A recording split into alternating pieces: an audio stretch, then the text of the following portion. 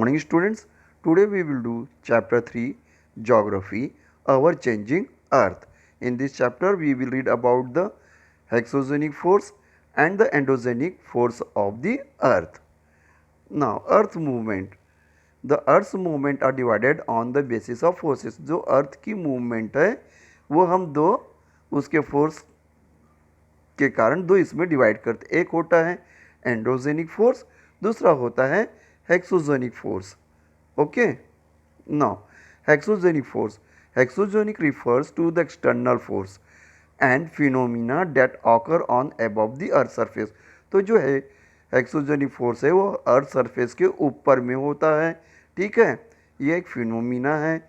अब इसके एग्जांपल की बात करें तो वेदरिंग इफेक्ट, इरोजन. इरोजन में सॉइल इरोजन ले लीजिए, जब बहुत ज़्यादा पानी गिरता है और जो सॉइल उस पानी में बह जाती है तो उसे हम सॉइल इरोजन कहते हैं. वेदरिंग, जब पहाड़ों से नदियाँ पत्थरों से टकराते हुए आते हैं और वो जो पत्थर पानी के फोर्स के कारण छोटे छोटे पार्टिकल्स में ब्रेक होता है तो उसे हम वेदरिंग कहते हैं. ठीक है, तो वो हेक्सोजेनिक फोर्स के एग्जाम्पल है. Now endogenic force. The term endogenic refers to the internal process and phenomena that occur beneath the earth's surface or any other celestial body. तो ये जो एंडोजेनिक फोर्स होता है वो अर्थ के अंदर के हिस्से पे होता है, इंटरनल प्रोसेस होता है. उसके एग्जांपल वॉल्केनो, ठीक है, अर्थक्वेक, और the examples of the endogenics process. Volcano. Volcano is an opening in a planet's surface or the crust which allows the hot molten rocks, ash and gases to escape from below the surface. तो जो अर्थ के अंदर जो plates हैं जिसे हम tectonic plates कहते हैं, ये उसमें जब थोड़ी दरारें हो जाती हैं तो ये जो और ओपनिंग स्पेस बनता है. तो हमारे अर्थ के अंदर, जैसे मैंने आपके इसके पहले वाले चैप्टर में पढ़ाया था, मॉल्टन मैग्मा रॉक्स जो है वो फ्लो करते रहते हैं. तो इन्हें जरा सा स्पेस मिलने के कारण तो ये जो वॉल्केनो है फोर्स के साथ इन प्लेट्स से बाहर आ जाते हैं.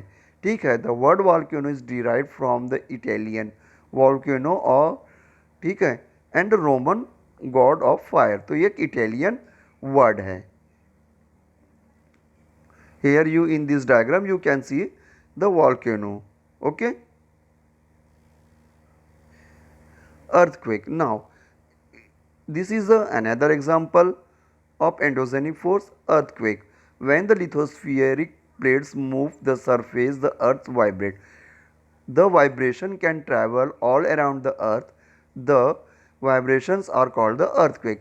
तो जो हमारी अर्थ की प्लेट्स है, टेक्टोनिक प्लेट्स, जब उनमें चाहे वो ज़्यादा इसमें कंपन या वाइब्रेशन हो या कम लेवल पे वाइब्रेशन हो, तो इस वाइब्रेशन से जो इफ़ेक्ट होता है उसे हम कहते हैं earthquake. And earthquake also known as a tremor is the result of the sudden release of energy in the earth crust.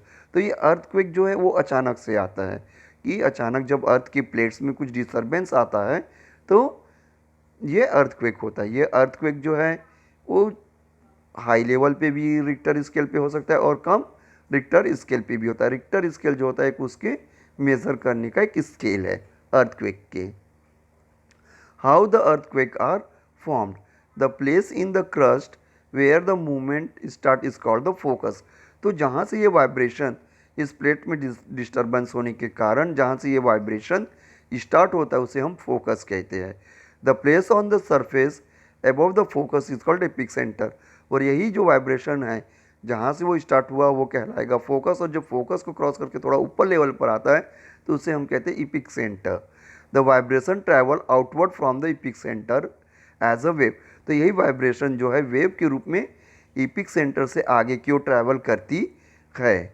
Okay, the greatest damage is usually closest to the epicenter and the extent of the earthquake decrease away from the center. तो इसमें जब वो आगे आगे बढ़ते जाती है आगे की ओर, जब ये वेव्स, तो वो जहाँ से स्टार्ट हुई थी, ठीक है, उस प्लेस से वो डिक्रीज होना शुरू कर देती है. मतलब उससे दूरी बढ़ते चले जाती है जहाँ से ये वेव स्टार्ट हुई थी. और एपिक सेंटर पे सबसे ज़्यादा नुकसान होने का चांसेस रहता है अर्थक्वेक में। नाउ मेजर लैंडफॉर्म्स, अब देखिए हम बात करते हैं मेजर लैंडफॉर्म। तो ये जो मेजर लैंडफॉर्म होते हैं इसमें अलग अलग इफ़ेक्ट्स के कारण बनते हैं। उसमें वेदरिंग है और इरोजन है, ठीक है। अब बात करते हैं हम weathering. Weathering is a breaking up of the rocks on the earth surface. तो जैसे मैंने पहले बताया कि breaking off rocks into the small pieces, चाहे वो पानी के द्वारा हो या तेज हवाओं के कारण जब रॉक्स स्मॉल पार्टिकल्स में ब्रेक होते हैं तो उसे हम वेदरिंग कहते हैं। Erosion, erosion is removal of the solid sediment soil rock. Okay, तो जैसे इरोजन जरूरी नहीं कि वो सॉइल का इरोजन हो, रॉक्स के भी इरोजन होते हैं। पानी जब उससे टकराता है तो धीरे धीरे रॉक्स जो है उसमें टूट के गिरना शुरू करता है, और जब वो पानी प्लेन एरिया में आता है तो जो छोटे छोटे रॉक्स के सेडिमेंट है उसको किनारे में सेटल कर देता है, तो उसे हम इरोजन कहते हैं। अत्यधिक पानी या हाई हैवी रेनफॉल के समय जो पानी के कारण मिट्टी जो बह जाती है उसे भी हम इरोजन कहते हैं। It usually occurs due to the transports of the wind water और ice.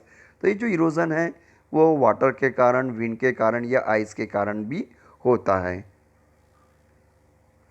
Features of the river, अब हम बात करते हैं तो कुछ जो लैंडफॉर्म्स बनाने के काम करते हैं वो है फीचर्स ऑफ द रिवर। अब हम following features, the waterfall, meanders, oxbow, flood plain, levees and delta, ये हमारे रिवर्स के फीचर्स है। जब एक रिवर पहाड़ी या माउंटेन से निकलकर जब प्लेन एरिया में आती है तो उसके कुछ स्टेजेस होते हैं जो वो क्रॉस करती है, तो उसे हम कहते हैं फीचर्स ऑफ रिवर। यहाँ जो मैं आपको अभी एक्सप्लेन करूँगा। Waterfall, a waterfall is a place where flowing water rapidly drops in elevation as it flow over the steep region or the cliff। तो जब पानी जो है वो बहते हुए अचानक से एक हाई एरिया से नीचे की ओर गिरता है तो उसे एक हम वाटरफॉल कहते हैं। Meanders, the river enters the plain, it twists and turns forming the large bends known as the मिंडियर्स।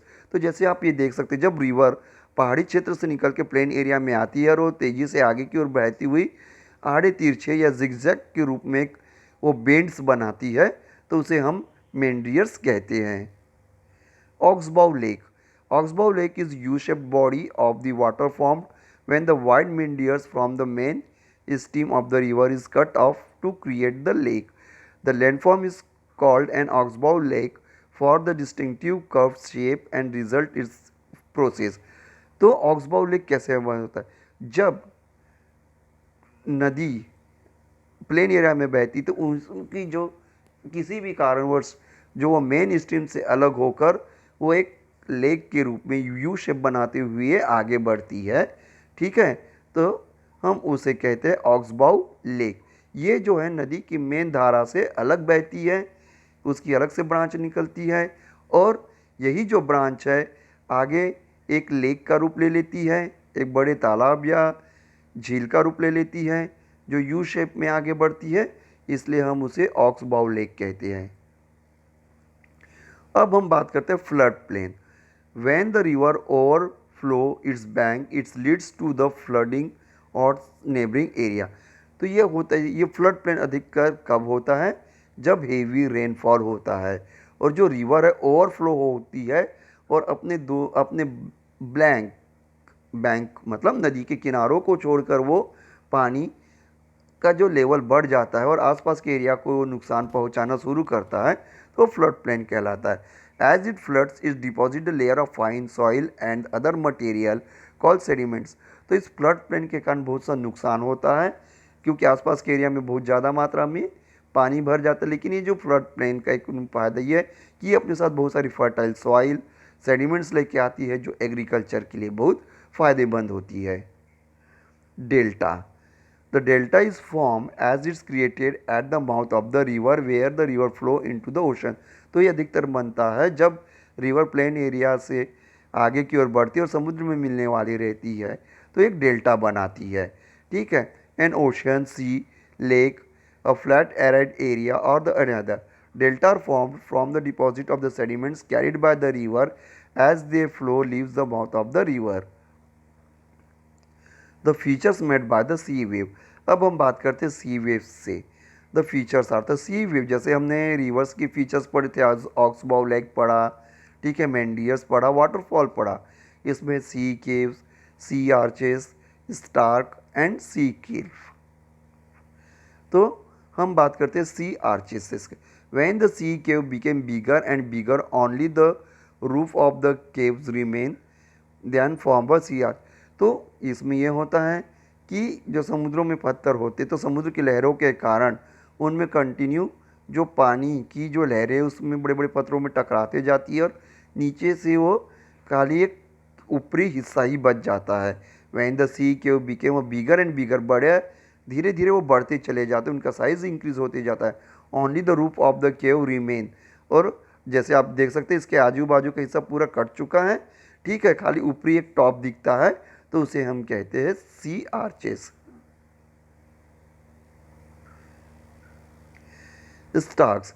Erosion breaks the roof and only the walls are left. These wall-like features are called the stacks.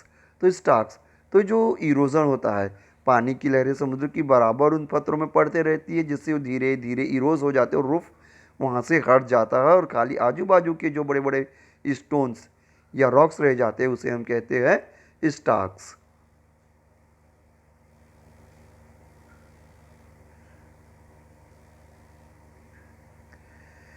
Features of the ice.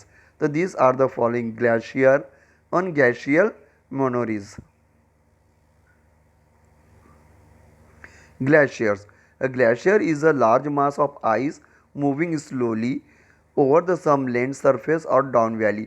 तो glacier जो है बड़े बड़े बड़े ice के टुकड़े होते हैं, ठीक है, जो धीरे धीरे लैंड सरफेस की ओर बढ़ते चले जाते हैं। Valley form over a long period from the accumulation of snow in area where the amount of snow that falls exceeds and the amount that melts। तो ये होता है अधिकतर वो इस एरिया में जहाँ टेम्परेचर या सन की लाइट बहुत कम पहुँचती है, टेम्परेचर बहुत कम होता है, उस एरिया में जो इनको ग्लेशियर्स बनने में कई सालों लग जाते हैं, लाखों साल लग जाते हैं और एक बड़े आइस का रूप ले लेते हैं। Glacial moraines. The material carried by the glacier such as rocks, big and small sand and silts get deposits. These deposits form. तो material carried by the glacier, तो ग्लेशियर जब जो ग्लेशियर जब है वो लैंड एरिया की ओर बहता है तो वो अपने साथ जो मटेरियल लेके आता है जैसे स्मॉल और बिग रॉक्स, सैंड, सील्ट्स, ठीक है, this deposit this are known as the glacial moraines. Features of the wind, तो जैसे हमने आपको रिवर का, ठीक है, सी का और आइस का बताया, वैसे अब विंड के बारे में बात करते हैं। These are the features: mushroom rocks, sand dunes और loesses. Mushroom rocks, an active agent of erosion and deposition in the desert is the wind.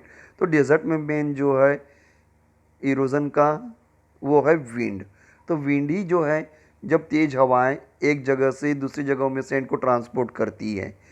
In desert rocks in the shape of a mushroom commonly called mushroom rock. तो desert area में जो आप इस diagram में देख सकते हैं कि डेजर्ट एरिया में जो इस प्रकार के रॉक जो मशरूम शेप में रहती है ना, ऊपर से बड़े और नीचे से हल्के कटे हुए रहते हैं, तो इसे हम कहते हैं मशरूम्स।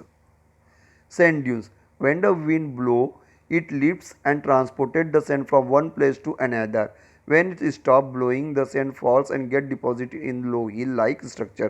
तो जब तेज हवाएं सैंड को एक जगह से दूसरी जगह में लेके जाती हैं, ठीक है, और जब अब ये हवाएं रुक जाती है तो ये जो सैंड है वो एक जगह में छोटे से हिल के रूप में इकट्ठा हो जाती है, तो इसे हम कहते हैं sand dues.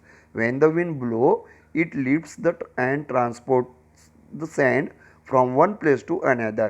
When it stops blowing, the sand falls and get deposited in the low hill-like structure. तो इसी लो हिल लाइक स्ट्रक्चर को हम कहते हैं sand dunes. Okay, thank you now.